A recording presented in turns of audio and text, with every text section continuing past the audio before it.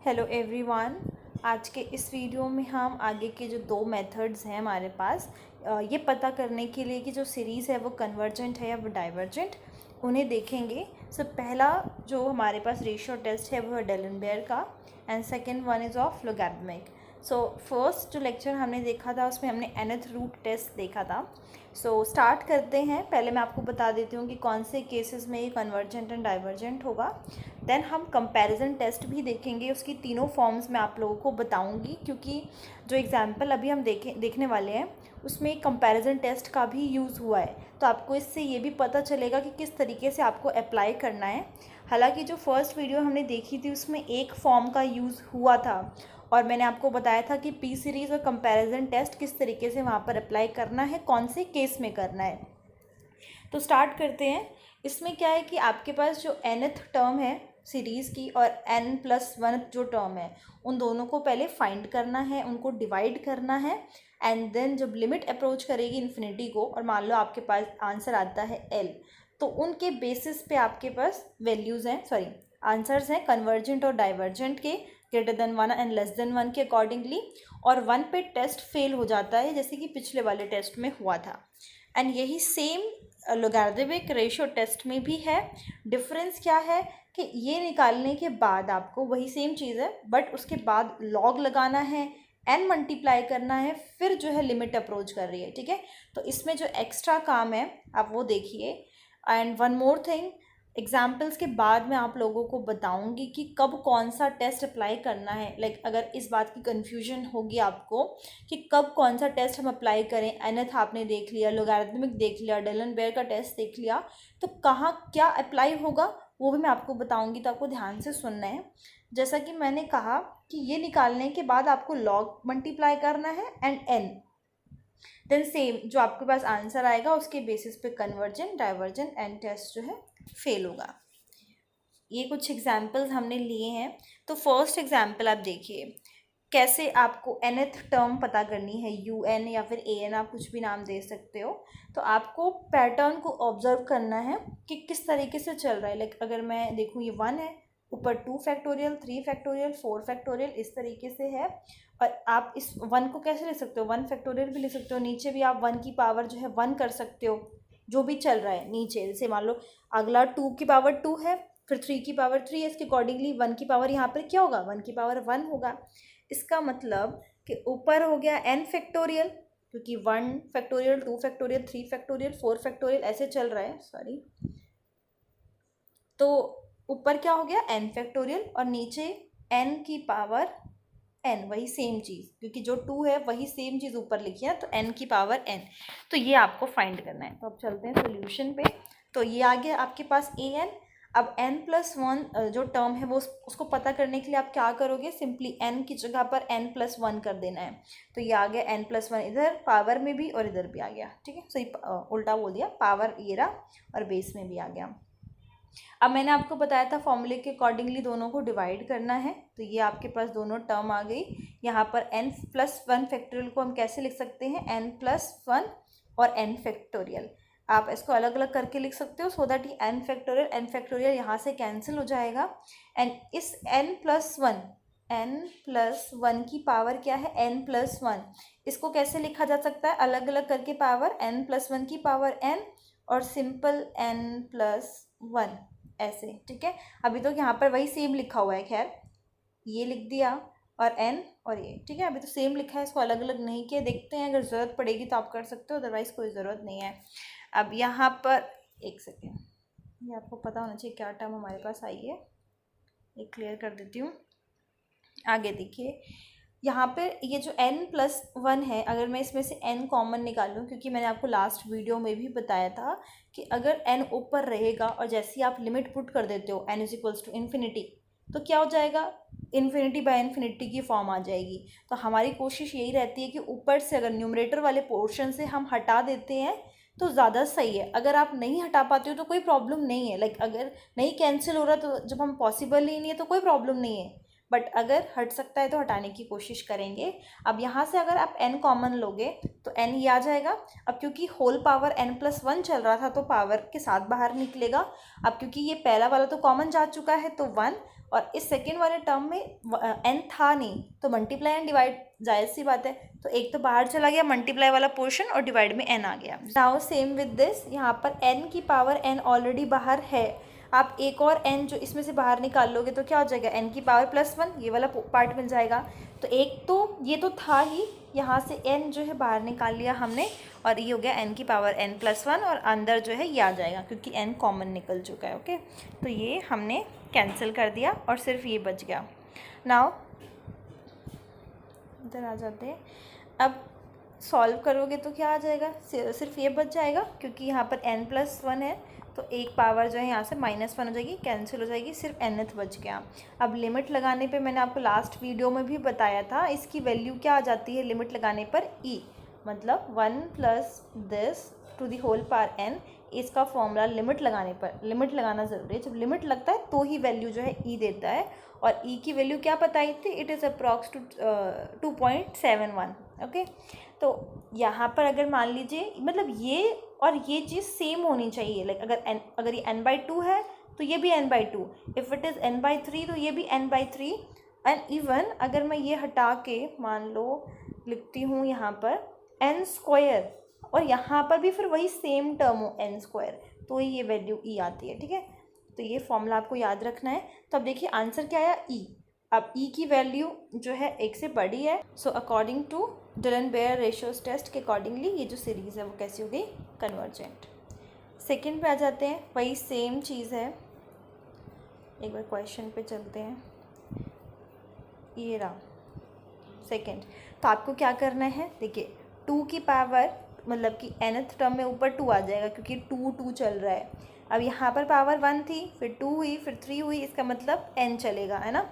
जो nth term होगी इसमें 2 की पावर फिर क्या होगी, n होगी। अब यहाँ पर एक सेकेंड, बट अब क्योंकि यहाँ पर ओके चलो लिख सकते हैं, n लिख सकते हैं क्योंकि यहाँ पर n² है ना, तो इसका मतलब n इधर लिख सकती हूँ क्योंकि यहाँ पे चेंज हो रहा है ना, जो चीज़ चेंज हो रही है उसको हम हटा रहे हैं। लाइक यहाँ पर 1 था, यहाँ पर 2 था, यहाँ पर 3 था, तो ये चेंज हो रहा है। +1 कहीं पर भी चेंज नहीं हो रहा, लाइक +1 सेम है, इसलिए +1 लिख दिया। पावर आप देखो सब में 2 है, तो यहाँ की पावर 2 आ जाएगी।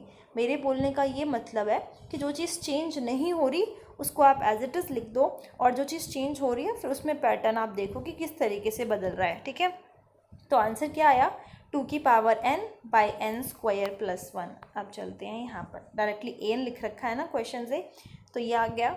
अब n+1 आप टर्म निकालोगे, n की जगह पर n+1 पुट कर दोगे सीधा, सॉरी n+1। ओके, क्लियर कर देती हूँ इसको।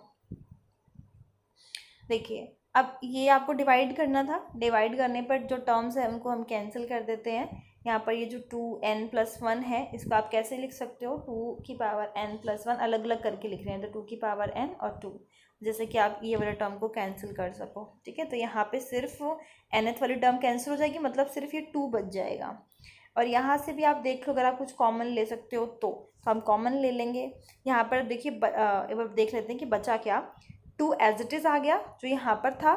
अब इस वाली टर्म से जो ये नीचे है उसमें से n² कॉमन ले रखा है, तो देखिए यहाँ पर n² आ गया और कॉमन अंदर यहाँ पे 1 बच गया इसकी जगह पे क्योंकि कॉमन ले लिया था, और यहाँ पर 1/n² क्योंकि वहाँ पर n² नहीं था, तो मल्टीप्लाई एंड डिवाइड वाला सीन है।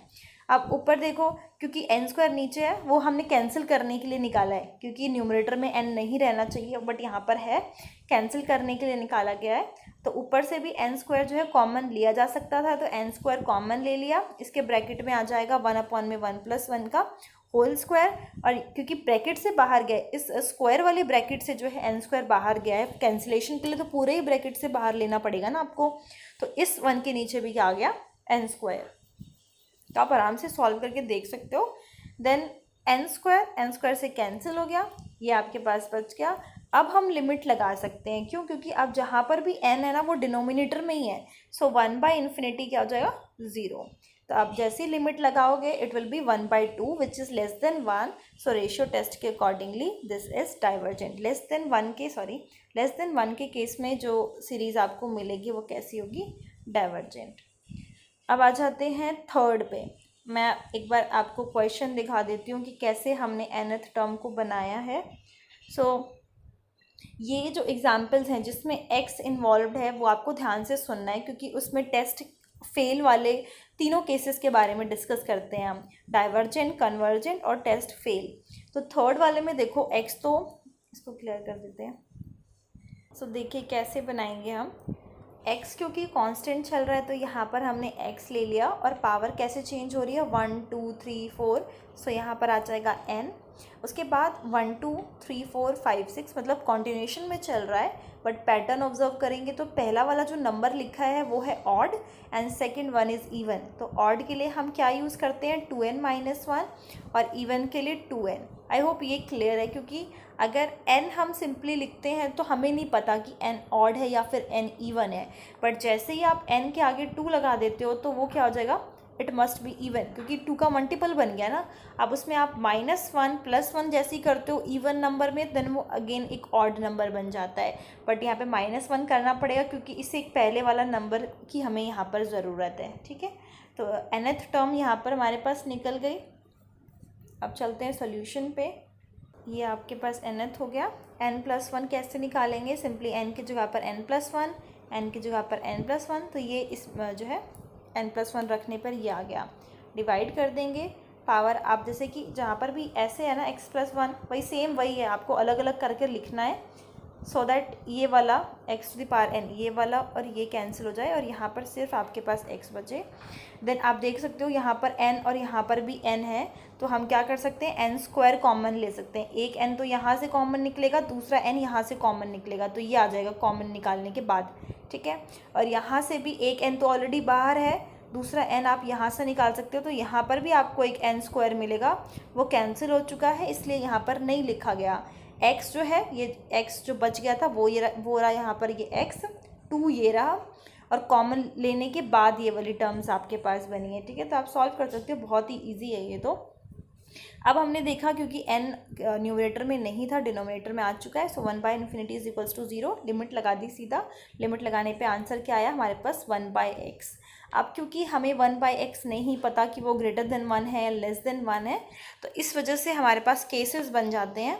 तो 3 केसेस हैं, अगर >1 होता है, और आप ऐसे भी निकाल सकते हो, क्योंकि आप अगर x को इधर शिफ्ट करोगे सो x विल बी <1 है ना, और वही यहाँ पे सेम चीज़ आपको x के बेसिस पे भी निकाल के, मतलब वही सेम चीज़ हो गई, तो डाइवर्जेंट हो जाएगा।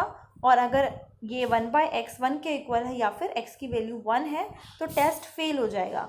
तो उस केस में आपको क्या करना है, मैंने आपको बताया था, वापस से आपको उसी क्वेश्चन पे जाना है। क्वेश्चन मतलब जो आपने nth टर्म बनाई, इस पे जाना है वापस से, जो nth टर्म आप बनाओगे, और इसमें आपको x की वैल्यू को 1 पुट कर देना है। जैसे आप 1 पुट करोगे, सिंपल ऊपर 1 आ जाएगा, तो ये देखिए ये आ गया 1। ओके, अब यहाँ पर हमने क्या किया, n² जो है यहाँ से n और यहाँ से n कॉमन ले लिया, यहाँ पर n² आ जाएगा, 2 कॉमन नहीं ले रखा, जस्ट ये वाला 2 आगे लिख रखा है, और कॉमन लेने के बाद ये बन जाएगा। तो p सीरीज़ में हमारे पास जो अगर ऐसी फॉर्म हमें मिल जाती है ये वाली, तो हम क्या करते हैं, वहाँ पे p सीरीज़ लगाना आसान हो जाता है ना, तो हमने इसको लेट कर लिया कि ये हमारे पास bn सीरीज़ है। ओके, और जब आप इसको लेट कर लोगे तो यहाँ पर इसकी जगह पर आप bn लिख सकते हो, और bn को जब इधर शिफ्ट करोगे तो डिवाइड में चला जाएगा और ये आ जाएगा। अब आप लिमिट लगा सकते हो, तो 1/∞ = 0, आंसर आ जाएगा 1/4 which is not equals to 0, मतलब फाइनाइट एंड नॉन ज़ीरो एक वैल्यू है। तो इसका मतलब बाय कंपैरिजन टेस्ट, ये जो दोनों हमारे पास सीरीज़ हैं वो क्या करेंगी, साथ में कन्वर्ज और साथ में डाइवर्ज करेंगी। तो अगर हम एक भी पता कर लेते हैं इन दोनों में से, तो जो हमारी an है वो भी उसी के अकॉर्डिंगली चलेगी। तो bn हमें पता है, दैट इज़ n²। p की वैल्यू क्या है बाय कंपैरिजन, p की वैल्यू क्या है 2, और 2 इज़ >1, तो p की वैल्यू >1 होने पे क्या होता था, कन्वर्जेंट। मैं अभी आपको बताती हूँ तीनों फॉर्म्स, एक बार और यूज़ होने वाला है आगे एग्जाम्पल में, तब मैं तीनों फॉर्म बताऊंगी। तो p की वैल्यू >1 पे कन्वर्जेंट था, और <= पे डाइवर्जेंट होता है। तो an भी क्या हो जाएगा, डाइवर्जेंट, बिकॉज bn जो है वो an जो है कन्वर्जेंट हो जाएगा, बिकॉज bn भी क्या है, कन्वर्जेंट। नाउ 4th वन, और nth जो टर्म कैसे बनाई है वो मैं आप लोगों को एक बार बता देती हूँ। क्वेश्चन पे वापस से जाते हैं, ये रहा क्वेश्चन। देखिए क्या है, 1 2, देन फिर अगेन 2 3, 3 4 इस तरीके से, मतलब n और आगे वाली टर्म n+1, ओके। और x है और x की पावर जो है वो चेंज हो रही है, 1 फिर 2 फिर 3, तो x की पावर n। अब आ जाते हैं क्वेश्चन पे, सॉरी सॉल्यूशन पे। सो nth क्या हो गया, n+1 और x to the power n। आपने n+1 टर्म निकाल ली, डिवाइड किया, और वही कोशिश रहेगी, n जहाँ से भी कॉमन निकाल सकते हो, कैंसिल कर सकते हो, वो कर दो। और इसको फिर से वही स्प्लिट कर लेना है आपको दो में। मैं बार बार रिपीट इसलिए नहीं कर रही क्योंकि मैंने काफ़ी डिटेल में आपको पहले के एग्जाम्पल्स में बता दिया है। और फिर जब आप सॉल्व करोगे तो आपको ये मिल जाएगा, अगेन वही है, n आपको यहाँ से कॉमन लेकर आप हटा दोगे तो ये क्या हो जाएगा, 1 प्लस में 2/n ये वाला, और n से n कैंसिल। हमें n हटाना ही है न्यूमरेटर में से, अदरवाइज वो डायरेक्टली इन्फिनिटी बाय इन्फिनिटी बन जाएगा। तो फिर लिमिट लगा दी, लिमिट लगाने के बाद आंसर क्या आ गया, 1/x, क्योंकि ये जो टर्म है वो 0 हुई। अब अगेन वही सेम चीज़, क्योंकि 3 केसेस बन जाएंगे, x इन्वॉल्व होता है तो हमेशा 3 ही केसेस बनेंगे। और रीज़न यही है कि x हमें वैल्यू पता नहीं होती कि x की वैल्यू क्या है, <1 है <1 है, इसलिए 3 केसेस बनते हैं। हाँ, अगर बाय चांस मान लो क्वेश्चन कुछ इस अकॉर्डिंगली है कि x जो है इस फॉर्म में आ रहा है, x/n की फॉर्म में आ रहा है, तो चांसेस हैं कि वो 0 बन जाए, क्योंकि something by infinity is equals to 0, तब उस केस में 0 हो जाएगा और x जो है वो एलिमिनेट हो जाएगा, तो वो अलग बात है। अगर नहीं होता तो 3 केसेस बनेंगे ही डेफिनेटली, अगर आंसर में x की फॉर्म में कुछ भी आ रहा है तो। अब यहाँ पर क्योंकि ये इम्पॉर्टेंट है थोड़ा, क्योंकि 1 के केस पे टेस्ट जो है फेल हो जाता है, तो हम वापस से क्वेश्चन में जाते हैं और क्या करते हैं, x की जगह पर 1 पुट करते हैं। अब जैसे आप 1 पुट करोगे x की जगह पे, ये बच जाएगा, मतलब n+1, ओके। तो ये आ गया n+1। अब देखिए यहाँ पर जो हम bn सीरीज़ मान रहे हैं वो हम 1/n मान रहे हैं। हालांकि जो फॉर्म हम लेते थे वो हमारी फॉर्म ऐसे रहती थी, 1/n⁻p वाली फॉर्म रहती थी, बट यहाँ पर ऐसा कुछ भी नहीं है। फिर भी हमने bn की वैल्यू को 1/n क्यों माना, वो आप थोड़ा सा समझिए, फिर हम वापस से इस एग्जाम्पल पे आते हैं। देखिए पहला फॉर्म तो यही था कि आपके पास मान लो एक सीरीज़ ये है, और मतलब उसका nth और n+1 टर्म लिख लेते थे, सॉरी ओके। एक हमारे पास सीरीज़ मान लो an है, दूसरी bn है, और लिमिट लगा देते थे हम। और मान लो हमारे पास कोई फाइनाइट नॉन ज़ीरो वैल्यू आती थी, तो हम कहते थे कि जो दोनों सीरीज़ है वो साथ में कन्वर्ज और डाइवर्ज करेंगी, और bn जो हम लेट करते थे उसकी p सीरीज़ की हेल्प से हम ये पता कर लेते थे कि वो कन्वर्जेंट है या डाइवर्जेंट। तो ये जो पहला फॉर्म है वो मैं काफ़ी बार बता चुकी हूँ, इवन लास्ट वीडियो में भी, और इससे पहले भी जो मैंने वीडियो बनाई थी लॉगरिथमिक और डेलेनबेयर की, उसमें भी मैं बता चुकी हूँ। ये भी मैं आप लोगों को बता दूं कि इससे पहले जो वीडियोस बनाई थी उसमें एग्जाम्पल्स थोड़े कम कवर किए गए थे, इस वजह से मैंने सेकंड पार्ट बनाया है और इसमें एग्जाम्पल्स हमने ज़्यादा लिए हैं, सो दैट कि आपको डिफरेंट केसेस में मैं बता सकूं कि आपको क्या अप्लाई करना है। उसमें ज़्यादा से ज़्यादा 1 या 1 या 2 ही क्वेश्चन जो हैं वो हर टेस्ट के थे, तो ज़्यादा डिफरेंस कम ही देखने को मिल रहा था। हालांकि वो भी काफ़ी इम्पॉर्टेंट है, आप उसको भी देख लीजिएगा। उसमें क्या था मैं आपको बता दूं कि एक क्वेश्चन काफ़ी इंपॉर्टेंट था उसमें, कि पहले हमने रेशियो टेस्ट, ये जो डेलेनबेयर का रेशियो टेस्ट है उसको अप्लाई किया गया था, और टेस्ट फेल होने पे हमने आगे जो लॉगरिथमिक या रेबिस टेस्ट जो हम पढ़ रहे हैं, जो हम पढ़ेंगे वो हमने अप्लाई किए हैं। तो आपको वो भी तरीका एक नया पता लगेगा कि कैसे सॉल्व करना है, क्योंकि यहाँ पर अभी तो हम कंपैरिजन टेस्ट से पता कर रहे हैं, ठीक है। तो आपको नॉलेज होनी चाहिए कि किस तरीके से करना है। अगेन आई एम रिपीटिंग, यहाँ के जो एग्जाम्पल्स हैं जो अभी हम डिस्कस कर रहे हैं इस वीडियो में, उसमें हम कंपैरिजन टेस्ट और पी सीरीज़ की टेस्ट की हेल्प से कर रहे हैं, और उस वीडियो में हमने जो इसके आगे के टेस्ट हैं वो अप्लाई करके मैंने आप लोगों को बताया है, ठीक है। कंटिन्यू करते हैं यहाँ आगे। सेकंड फॉर्म देखते हैं। सेकंड फॉर्म में क्या है, मान लो आपके पास 2 सीरीज़ है an और bn, एंड आपको पता है कि जो bn वाली सीरीज़ है वो ग्रेटर है, तो 2 रिज़ल्ट यहाँ पर हमारे पास हैं कि इफ़ bn जो है अगर वो कन्वर्जेंट है, जो बड़ी वाली सीरीज़ है वो अगर कन्वर्जेंट है तो an भी कन्वर्जेंट होगा। सेकेंड हमें पता है कि अगर मान लो bn जो है वो डाइवर्जेंट है, तो an जो है वो भी डाइवर्जेंट होगा। मतलब अगर बड़ी वाली सीरीज़ जो डाइवर्जेंट है तो उससे छोटी वाली सीरीज़ भी डाइवर्जेंट होगी। तो ये केसेस हैं। अगर आप इनको उल्टा कर दो, लाइक अगर आप ये बोलो और आप ये कहना चाहते हो कि अगर इफ़ ये रिज़ल्ट है तो यहाँ से उल्टा यहाँ पर भी जाया जा सकता है, तो वो रॉन्ग है। ठीक है, अगर सिर्फ ये है तो ही ये इम्प्लाइज हो रहा है। अब हम वापस से चलते हैं अपने केस पे। देखिए, अब an तो हमें पता है कि ये है और फॉर्म भी ऐसी नहीं बन रही है हमारे पास, तो यहाँ पर bn हमने खुद से ये लेट किया है कि 1/n है।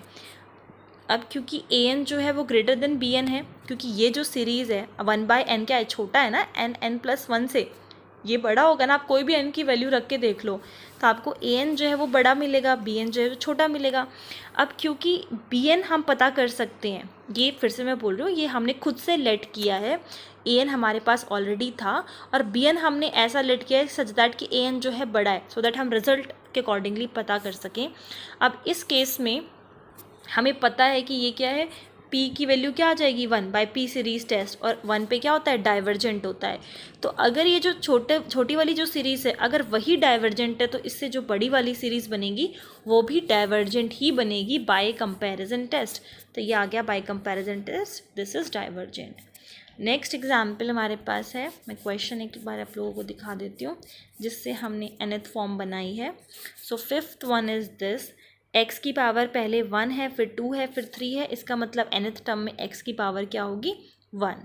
उसके बाद क्या है, 3, 5, 8, 10। तो हम ये देख सकते हैं कि 3, 5 जो है वो दोनों ही ऑड है, 8 एंड 10 में देन ये दोनों ही इवन है, ऑड है। तो इस तरीके से है, बट आपको इसमें पता करने की ज़रूरत नहीं है क्योंकि ऑलरेडी यहाँ पर गिवन है आपकी nth। ठीक है, क्योंकि यहाँ पर देखिए सिर्फ डॉट डॉट था, हमें पता नहीं था, इस वजह से हमने बनाया, बट इसमें ऑलरेडी गिवन है तो हम डायरेक्टली ये लेकर चलेंगे।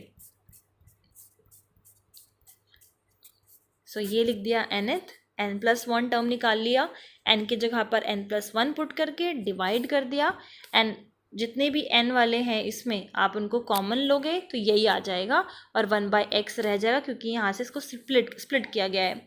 देन 1/x आने पर वही सेम चीज़ है, 3 केसेस बनेंगे और लास्ट वाले में टेस्ट फेल हो जाएगा तो आपको x की वैल्यू सीधा क्वेश्चन में पुट करनी है।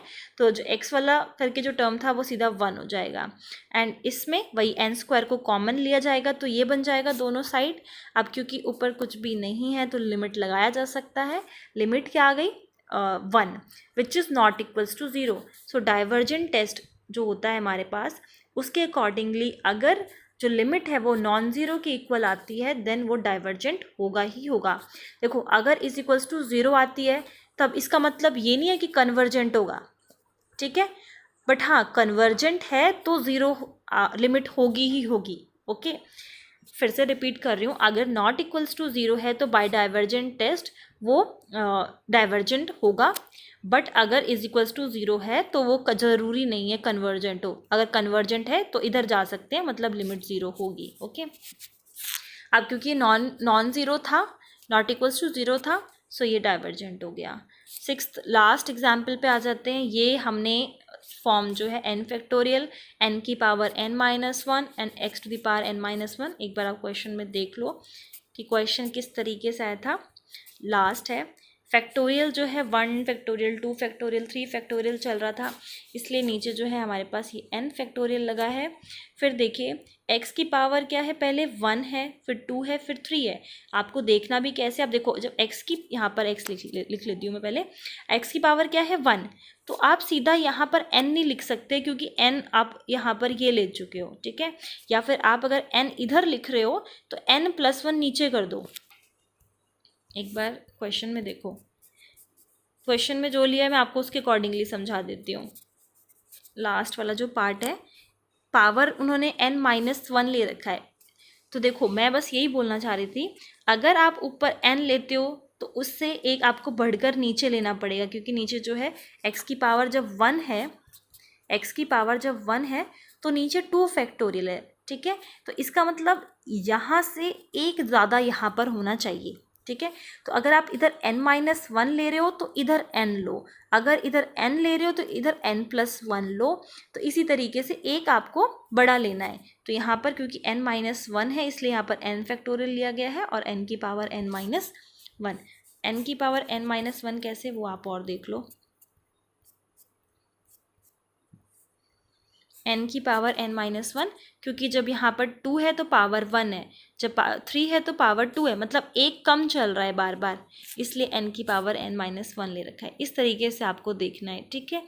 आपस में लाइक जैसे आप जो nth टर्म बनाते हो ना, वो इस वजह से ही बनाई जाती है, यही है, इस तरीके से ही बनाई जाती है कि आप n की वैल्यू 1 रखो तो पहला टर्म मिले, 2 रखो तो दूसरा टर्म मिले, एंड 3 एंड सो ऑन, इसी तरीके से।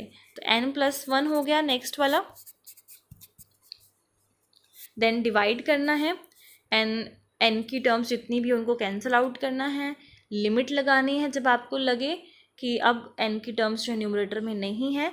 अब यहाँ पर लिमिट लगाई क्योंकि ये जो है आपके पास e बन जाएगा लिमिट लगाते ही, एंड ये 1/∞ is equals to 0 and this will be 1/x। तो इस बार क्या आ गया आंसर 1/ex। उसके बेसिस पे यहाँ पर हमारे पास 3 आंसर्स हैं। थर्ड वाले में टेस्ट जो था फेल हो रहा है, तो उसमें अब देखो कैसे करेंगे। अब किस पे फेल हो रहा था, एक सेकेंड, टेस्ट किस पे फेल हुआ, आप यहाँ से x की वैल्यू निकाल लो, जिस पे भी फेल हो रहा था x की वैल्यू निकाली और क्वेश्चन में पुट कर दिया। उसके बाद यहाँ पर हमने लॉगरिदमिक जो मेथड था वो अप्लाई किया हुआ है। उसमें क्या था, आपको इन दोनों टर्म्स को लिखना है, फिर लॉग लगाना है, फिर n मल्टीप्लाई करना है। तो वही सेम चीज़ है, यहाँ पर x की वैल्यू 1/e जब हम पुट करेंगे ये आ जाएगा और मल्टीप्लाई कर दिया। देन आप इसको सॉल्व करोगे कि क्या है, e log m/n है। तो इसको कैसे लिखा जा सकता है, log m माइनस का log n। अब ये जो n-7 है वो पावर के आगे आ रखी है, like n log m is equals to क्या होता है, log m की पावर n होता है ना, तो वही पावर जो है वो आगे आ रखी है। तो इसमें कंफ्यूज नहीं होना आपको, n-1 इसलिए आगे आ रखा है, n वही ब्रैकेट के बाहर ही है अभी भी स्टिल। अब यहाँ पर हमने log e 1 होता है, n-1 एज इट इज़। अब यहाँ पर क्या चल रहा है, log m+n। सो यहाँ पर हमने एक्सपेंशन लगा दिया log m+1 का, उसमें ये n/1/n माइनस में 1/2 n की पावर बढ़ जाएगी n² एंड सो ऑन। ज़्यादा नहीं लिखेंगे हम, क्योंकि इसलिए भी नहीं लिख रहे क्योंकि जैसे लिमिट लगेगी तो नीचे वाली जो टर्म्स हैं वो सारी क्या हो जाएंगी 0, इसलिए हम नहीं लिख रहे, ओके। और ये जो m+n वाली नहीं, एक्चुअली ये फॉर्म जो है वो log 1+x वाली है। तो किस तरीके से जो x होता है वो आगे आता है और साइन जो है वो अल्टरनेटिवली चलते रहते हैं, ठीक है। देन उसके बाद लिमिट जैसे आप अप्लाई करोगे, लिमिट लगाने के बाद जो आंसर आ गया, पीछे के सारे तो वैसे भी 0 ही हो जाएंगे, 1/∞ इज इक्वल्स टू 0। और ये n जो है वो मल्टीप्लाई हो रहा है, इस n को हमने पहले तो अंदर मल्टीप्लाई कर रखा है, ओके, इसलिए क्योंकि कैंसिल कर सकें। तो इस वाले में तो ये तो यहाँ से मल्टीप्लाई हुआ तो n आ गया, यहाँ पर n-1 जो है वो इसमें भी मल्टीप्लाई हो रहा है, अंदर भी ब्रैकेट में मल्टीप्लाई हो रहा है, तो इस n से ये n कैंसिल, जब इस टर्म में आप मल्टीप्लाई करोगे तो इससे ये कैंसिल, इस तरीके से चल रहा है, ठीक है। तो n-1 यहाँ पर आ गया। अब इसको आपस में सॉल्व कर सकते हो, तो n से n कैंसिल हो जाएगा। अब लिमिट आप अप्लाई करोगे नेगेटिव, फिर ये जो -1, ये माइनस और माइनस पॉजिटिव हो गया। लिमिट लगाने पे हमारे पास आंसर आ गया 3/2 विच इज़ ग्रेटर देन 1। और फिर हमारा जो आंसर है दैट विल बी कन्वर्जेंट, क्योंकि ग्रेटर देन 1 के केस में क्या था, convergent when x is equals to 1/e। So इस वीडियो में बस इतना ही। अगर आप लोगों को कोई भी डाउट हो तो वीडियो टाइमिंग मेंशन करके आप लोग मुझसे पूछ सकते हैं। And thank you very much for listening. Bye bye.